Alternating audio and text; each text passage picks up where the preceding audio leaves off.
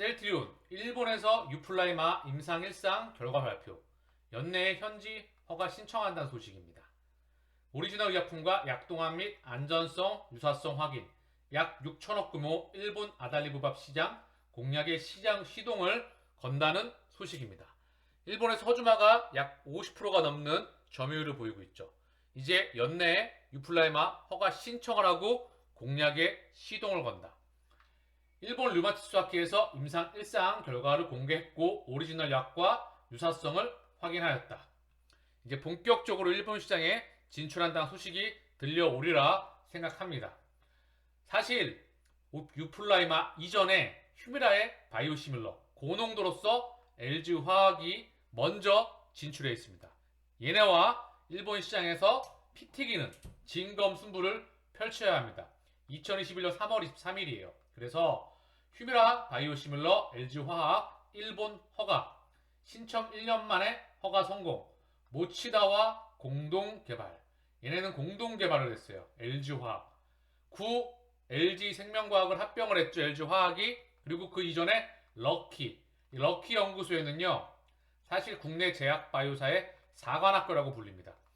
대한민국 최초의 신약 팩티브 이 부분에서 개발이 되었죠. 이 연구진들과 그리고 국내 제약 바이오의 그런 생명과학자들이 이쪽에서 많이 나왔습니다. 그러나 안타깝게도 대기업의 그런 지원을 받았으나 미국에서 팩티브 판매나 이런 부분들이 많이 부진했고요. 그리고 안타깝게도 많이 성장을 못했습니다. LG생명과학과 럭키가. 그래서 여기 있던 인력들이 빠져나와서 국내에 중소 바이오텍을 세우게 되죠.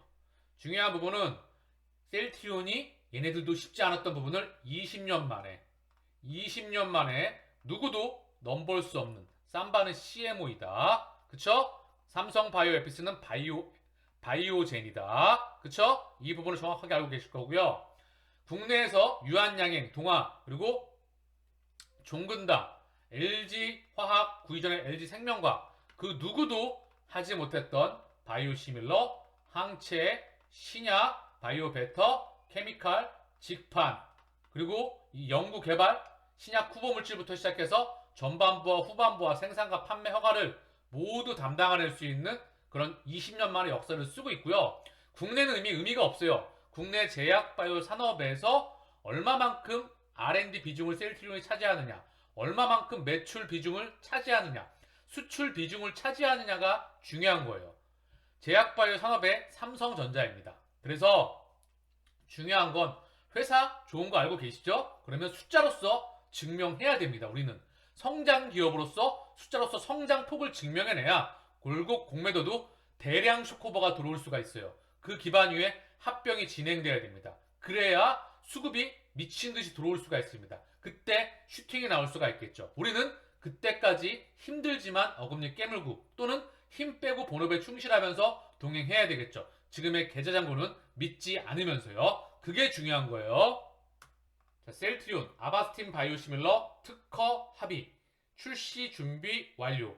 아바스틴도 출시를 눈앞에 두고 있습니다. 중요한 건 특허 합의에 대한 얘기가 나와요. 오리지널사가 바이오시밀러사의 출시, 진입을 어떻게든 막아내죠.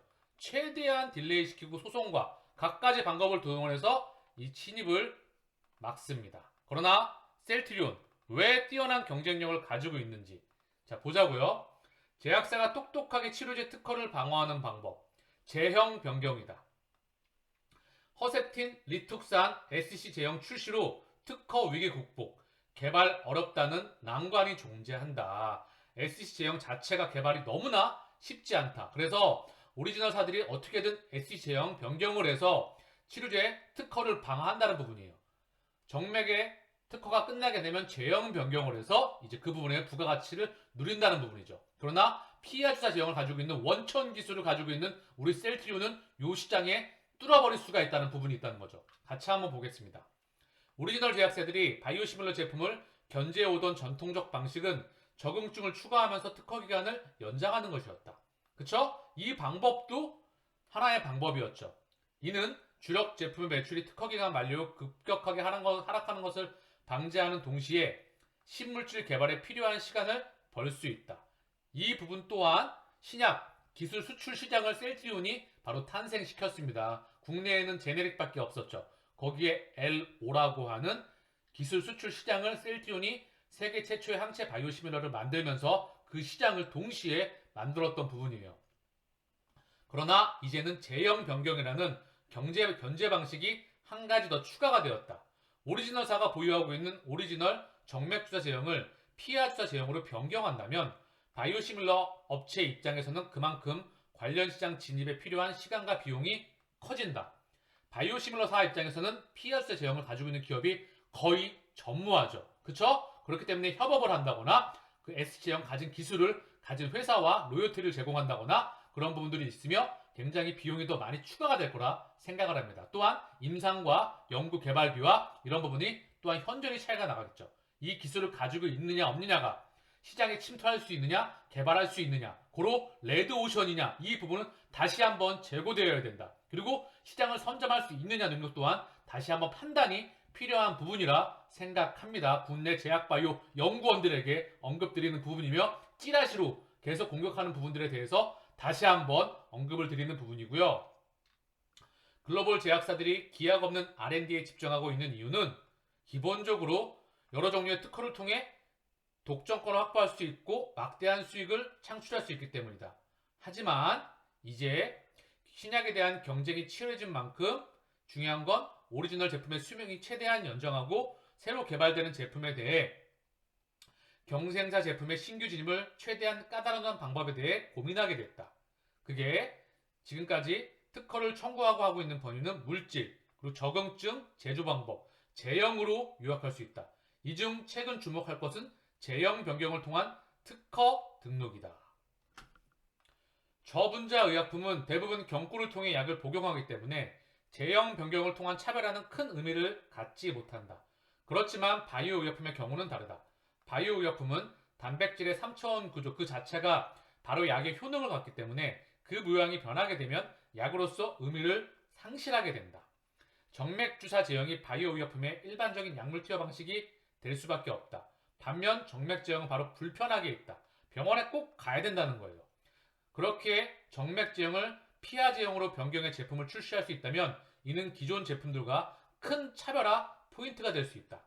제형 변경을 통해 기존 제품에 대한 수명 연장이 성공적으로 이어지고 있는 대표적인 예는 로슈의 허셉틴이다.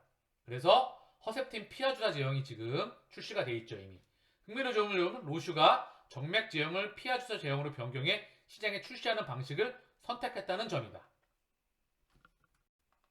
물론 정맥주사 제형은 약물에 대한 혈중 농도를 빠르게 올릴 수 있다는 장점이 명확하다. 이 때문에 모든 정맥주사 제형이 피하주사 제형으로 대체될 가능성은 희박하다. 하지만 피하주사 제형은 병원과 환자 모두에게 편의성 및 경제적 이득을 줄 수 있고 이미 검증되어 있는 약물이 피하주사 제형으로 나온다면 파급력은 클 수밖에 없다. 자, 그렇기 때문에 램시마 SC가 미국에서 2038년까지 독점이며 자가면역제한 시장 휴미라 엠브럴 레미케이드 50조 이 시장을 큰 그림에서 10조를 충분히 목표로 하고 있다. 로슈가 기존 허셉틴 및 리툭산에 대한 제형을 피하주사 제형으로 변경해서 다시 출시한 이유도 바로 여기에 있다. 그래서 물질 특허가 새로 걸려있다. 이게 중요한 거예요. 일시적으로 뚫을 수 있는 할로자임의 피하주사 제형이 걸려있기 때문에 접목되어 있기 때문에 물질 특허가 새로 걸려있다. 전 세계의 할로자임과 알테오젠과 바로 셀트리온이 원천 기술을 가지고 있습니다. 존슨앤존슨도 피하주사 제형에 실패를 했어요. 그래서 램시마 SC가 세계 최초의 신약으로서 레미케이드 시장 출시를 준비하고 있다는 부분이죠. 로슈는 기존에 보유하고 있는 정맥 제품들을 피하 제형으로 계속 변경을 하고 있다. 병용 투여 전략을 더욱 쉽게 펼칠 수 있기 때문이다. 램시마 정맥과 램시마 피하의 동시 투여 그리고 스위칭 바로 셀트리온이 취하는 전략입니다. 이번 영업이익에 대한 감소, 점유율의 폭발적 상승, 시장 선점 거기를 스위칭하기 위한 병용 전략이에요. 그만큼 바이오시밀러의 제품에 대한 견제는 용이해질 수 있다. 병원 입장에서 환자와 병원 입장에서도 정맥보다 피하 제형이 편의성이 훨씬 더 높다.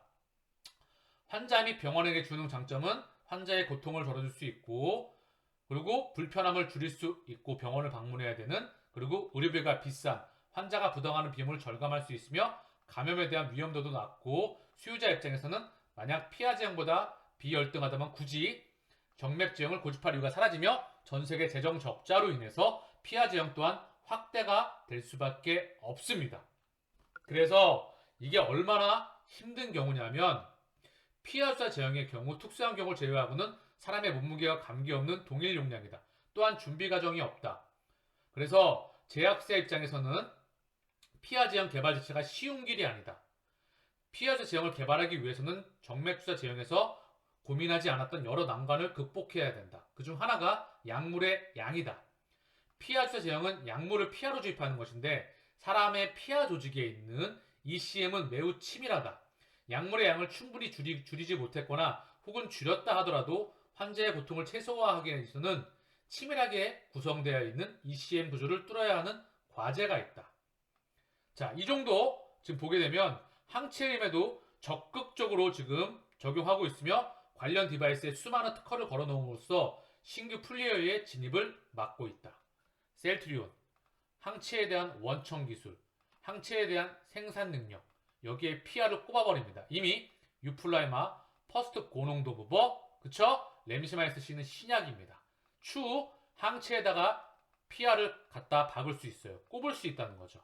우리가 시장 침투를 계속해서 오리지널에 침투할 수 있다는 부분이고요. 우리가 신약을 개발하면 우리가 칸막이를 끊임없이 쳐나갈 수 있습니다. 그쵸? 그래서 셀트리온의 기술력은 독보적이다. 그 언급을 드리는 부분이고요. 셀트리온 올해 실적 램시마이스C와 유플라이마에 달렸다. 그리고 매출액 5천억에도 배고픈 램시마 SC 10조 매출 가능할까? 연매출 10조를 매출 시 글로벌 의약품 매출 4위 수준. 코로나 등 돌발 병수가 리스크였다. 이제 그게 끝났죠? 2021년 자료였기 때문에 미국 시장 진출이 관건이다. 그래서 램시마 SC 국내 신약의 보물이자 분명히 우리 셀트리온의 큰 전환점을 빅팜으로 가는 명확한 숫자로서 증명해 줄 수 있는 그런 기준점이 되며, 특허에 있어서도 바이오시밀러 그리고 신약에서도 독점적인 기술을 피하자 제형 기술을 가지고 있다. 알테오제는 피하 하나만 갖고도 엄청난 베네핏과 부가가치를 부여받고 있습니다. 그쵸? 셀트리온의 수급 화면인데요. 연기금이 무려 14거래에 연속해서 팔았습니다. 계속해서 팔아 제꼈어요. 주가 하락에 자 바로 몸통이었어요. 연기금이. 자, 그리고 외국인과 기관은 한 달 기준으로 좀 들어왔어요. 개인의 물량이 23만 9천 주, 한 24만 주 한 달 기준으로 팔았습니다. 여기엔 차명도 있을 거고요. 왔다 갔다 하는 물량도 있을 거고요. 포기한 개인도 있겠죠. 주가가 본질 가치 대비 너무나 벌어져 있다.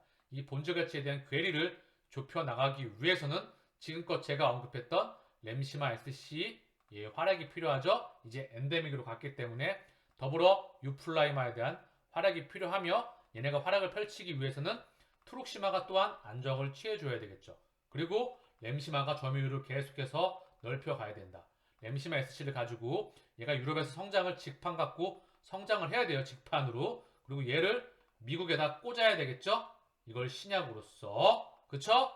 그리고 이제 계속해서 아바스틴과 계속 신약에 대한 그리고 바이오 시뮬러에 대한 투자가 집행이 될 거라 생각을 합니다. 그리고 이 숫자에 대한 성장폭이 확인하게 되는 기반 위에 합병이 진행된다고 하면 이 벌어져 있는 괴리, 다시 한번 정리를 하면 이 벌어져 있는 괴리는 슈팅이 나올 수밖에 없다. 왜? 억지로 지금 무지하게 누르잖아요. 시장 빠지니까 괴리를 끝까지 밀어버리잖아요. 언제까지? 우리의 주가에 대한 기득권, 주가에 대한 주권은 우리에게 있어. 쩐주, 우리 세력들이 가지고 있으니까 니네 주가는 실적 나올 때, 그 기반 위에 합병 나올 때 우리는 갚을 거야. 그때 대량으로 갚아줄게.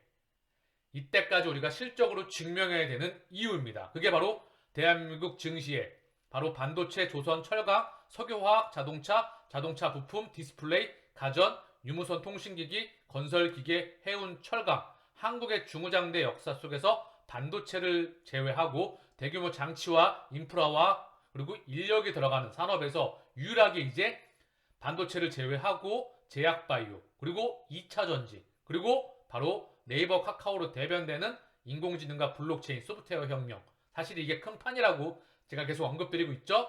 그래서 그 시장을 바로 제약바이오 첫 번째 셀트리온 숫자로서 증명해 내야 됩니다.